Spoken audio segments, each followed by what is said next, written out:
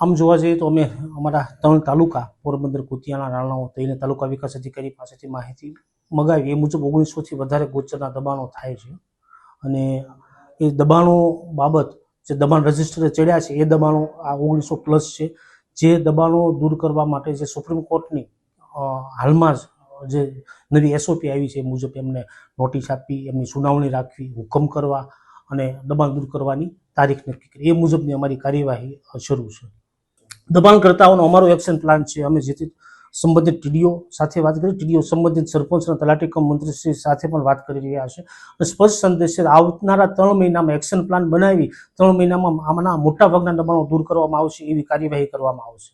બરાબર. આ સરપંચ હોય છે, તલાટી, એમની શું જવાબદારી હોય છે આ બાબતે? દબાણ દૂર કરવા બાબત સૌથી પહેલી જવાબદારી ગ્રામ પંચાયતની છે. પંચાયત એક્ટની કલમ 105 મુજબ જવાબદારી સૌપ્રથમ ગ્રામ પંચાયતની છે. અને સરપંચ અને તલાટી આ જવાબદારી ન નિભાવે તો ચેન કઈ રીતે કામ કરતી હોય? આ ગ્રામ પંચાયતની જવાબદારી છે. ગ્રામ પંચાયત પોતાની જવાબદારી ના બજાવે તો પછી એમની વિરુદ્ધ પંચાયત એક્ટની કલમ 57(1) મુજબ એમની વિરુદ્ધ દરખાસ્ત કરી સમગ્ર બોડીને આપણે ડિસમિસ કરવી પડે અને વહીવટદાર નિમવા પડે. પછી વહીવટદારે આ દબાણ દૂર કરવા પડે.